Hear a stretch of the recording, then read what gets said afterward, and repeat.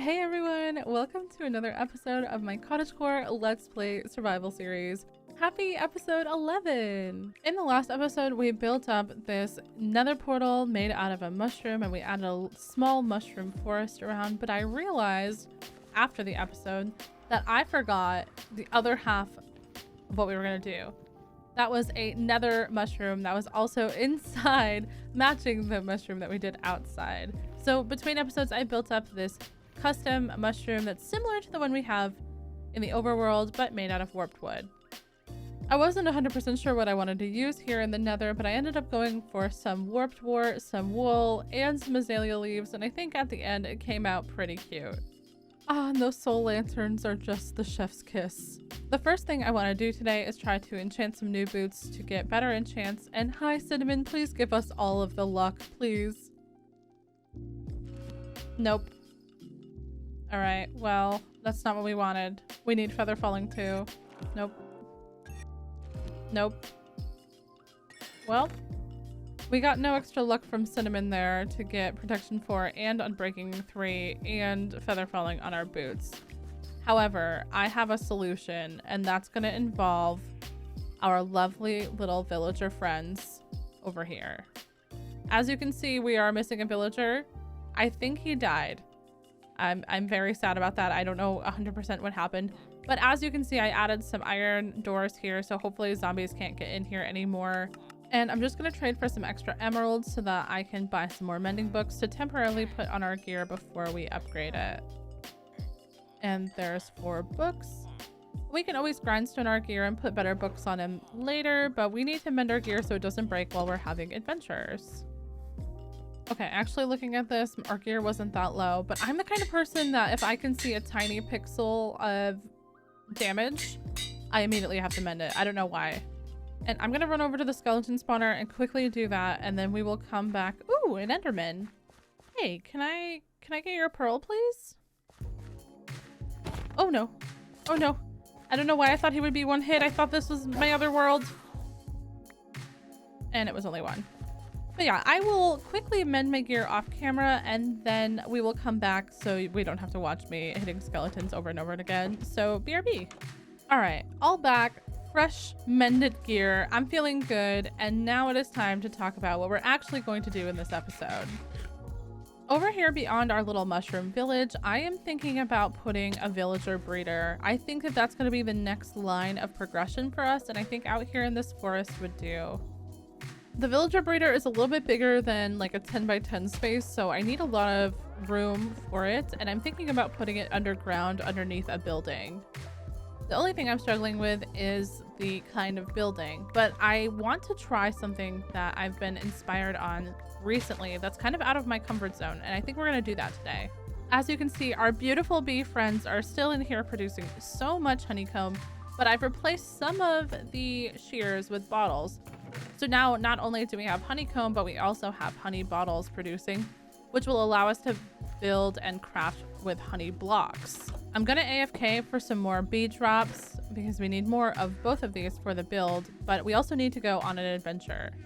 What kind of adventure? Well, we are gonna be looking for a Badlands biome because we need some red sand, and we'll be back for this village later. I think I remember there being a Badlands over by the jungle where we got the bamboo and the parrot, but it's been a long time since I've been over there, so maybe I'm incorrect, but I'm gonna boat on over and hopefully we can find one. There's the sparse jungle over there, which is a new biome, I think. You know, might not be a bad idea to stop over and grab a jungle tree for some saplings. I'm not the biggest fan of the jungle wood in Mizuno's, but possibly we may need it for a project in the future. I'm just gonna grab some saplings. Ooh, melons. Okay, that's really good as well. We're gonna need these for like melon and pumpkin farm, trading with our villagers. I'm super excited. Ooh, desert village. Let's go. Oh, and there's a cat there on the left. I want to get the cat, but first I'm gonna steal all these hay bales. Thank you, villagers. Now to get some fish for the cat. Okay, there he is. Now everyone keeps telling me that he will just come to me if I have fish in my hand. But I don't think he's noticed that I'm carrying fish around for him. Why won't he just come here? Oh, oh my god. We just saw him kill a rabbit. We saw him A murder. You know what? I've decided that I'm over it, and it's kind of a vibe that you did that right in front of me. You just had no cares. I respect it, cat. Oh, finally, there we go. That is what we need, some red sand. And I'm sure you're asking yourself, Frog, why do you need red sand? Well, we are gonna make some smooth red sandstone, and I don't think you can make it any other way besides with this sand. I don't know quite how much I need. I'm gonna try to get a couple of stacks, and then we'll see how it goes from there. It wasn't too far away from our base, so we can always come back if we need more. All right, sand acquired, and now it's time to head home. Of course, with our little cat friend in tow. I just love how these shaders look when you're on the water. It is so pretty. Oh, wow. The sky is so nice. I know I say this all the time, but wow. I'm gonna put my bed down and sleep here really quick. Oh, okay. We're just sleeping in the water. Can't say I've ever seen that before. We're finally back home in the flower forest, and that means that we're going to be able to start building soon. But first, let's sit down our kitty in this clearing. I think that this kitty should be over here with our villagers. We gotta think of a name for you. Hopefully by the end of the episode. Okay. Glad I got more than one stack of this because this is actually quite expensive. But we'll smelt that up. And while it's smelting, I've got a couple of other things to get. So cue the resource gathering montage.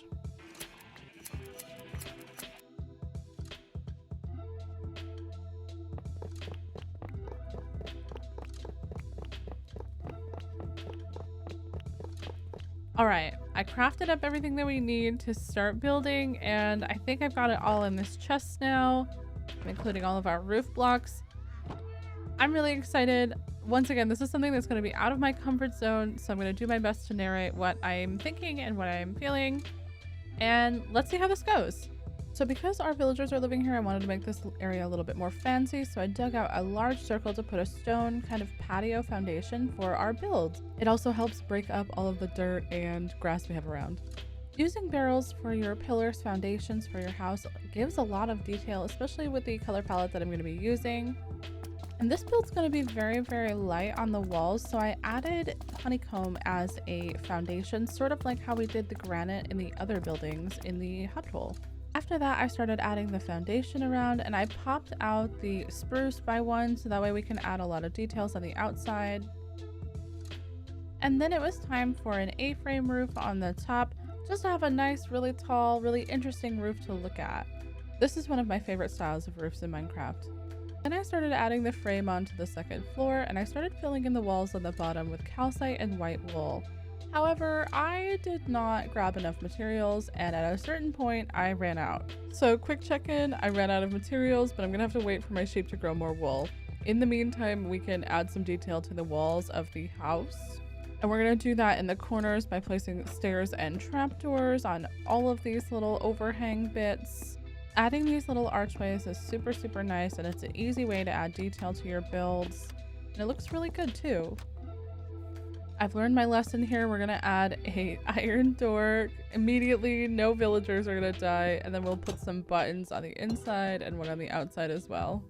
I may not keep all of these lanterns in the future, but I'm gonna add them to all of the corners and along the edges of the builds just for some more light. Forgot to record the first part of me tearing down this side of the roof, but I ended up not liking that it was the same size as the rest of the roof, so this is my second time taking it down and my third time rebuilding it. And then it really was the moment to step out of my comfort zone with this build. And that's because I wanted to try to do a gradient on the roof.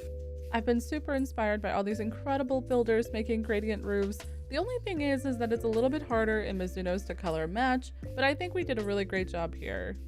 When you're up close, it looks a little bit weird to have all of those different blocks on the roof, but from far away, it looks so pretty. It's almost like a bonfire. It's so gorgeous. Definitely out of my comfort zone, but I love it. Now, looking at this after it's built, the inside is empty and there's still a little bit to do, but I'm gonna add these roses here. And I think that, yeah, that little pop of color in the front is nice. And the colors are really so magical. They look so nice together. I'm gonna dig out the basement off camera, and I will bring you right back when it's finished. A few very boring hours later. All right, let's take a peek inside. Now, it's still empty. I still have to do some interior, but we added a staircase, and if we go up, it's pretty empty, just a little bit of a way out to the balcony. And if we go down this spiral staircase, which was a pain to make, then we come into the breeder room, and I tried to match the inside of the walls to be sunny and happy like the outside in the roof. It's not creepy at all, I promise. Now we just need to do a few things like setting up the breeder. So I'm gonna put some glass around the edges with some spruce pillars on the sides. Oops, I actually forgot that this is the wall that I want them to be able to see the beds from. We'll put our little collection area over here as well where they can see the beds so that they try to run towards the beds and then fall into a collection area. Yeah, and right there on the back wall, that's where I'll put all the beds. A way to get in. Some water, and then we can put these trapdoors here so only the babies can leave. Make the hole here for the collection area, and then put trapdoors on the top as well. We're going to add a composter over the water blocks so that one of them becomes a farmer, and the farm is pretty much done besides adding in the carrots and the villagers themselves. So let me go get some carrots and I'll be right back. Oh, and a light block. There we go. Now we're gonna hoe up all of this ground and till it so that we can plant all of our carrots, and then the villagers will have food to throw to each other so that they can fall in love. I think that's how it works, right? I mean, I know I'd fall in love with somebody who's throwing food at me.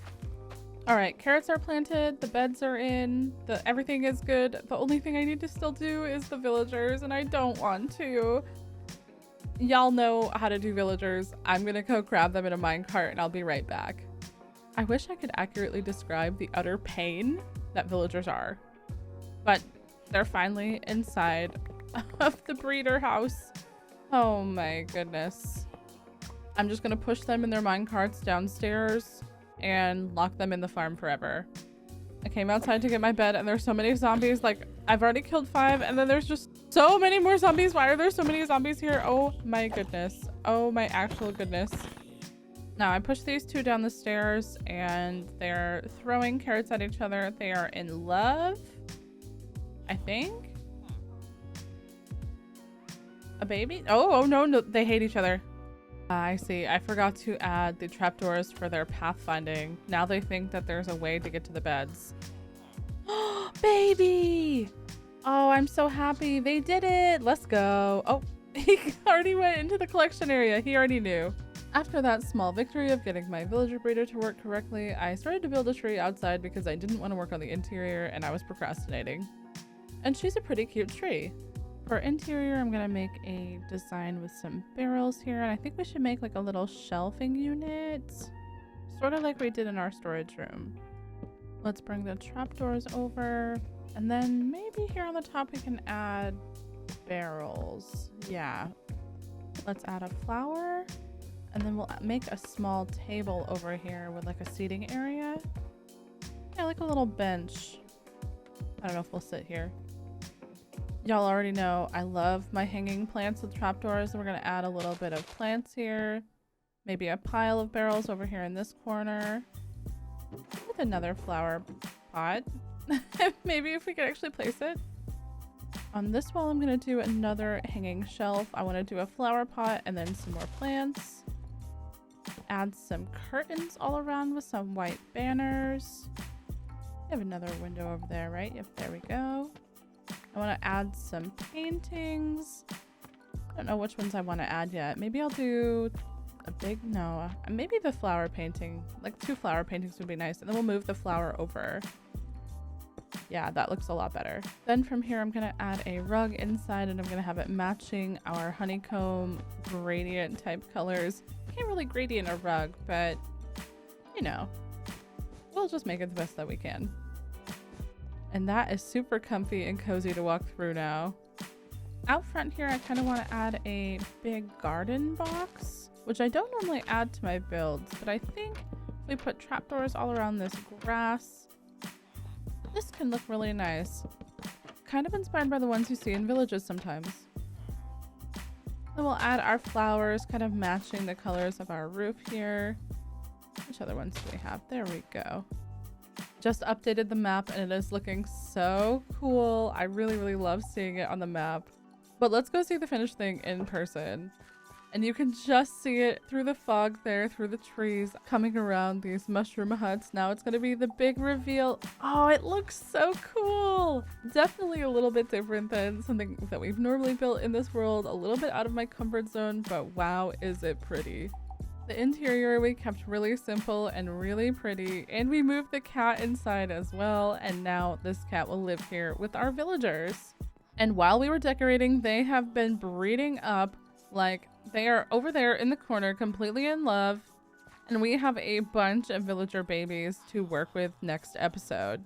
Because unfortunately I'm out of video time for today, but part 2 of the villager breeder stuff is going to be next episode, where we're going to be working on a conversion chamber and a trading hall. And I'm super excited. This looks like it's going to be super efficient and work really well. I can't wait.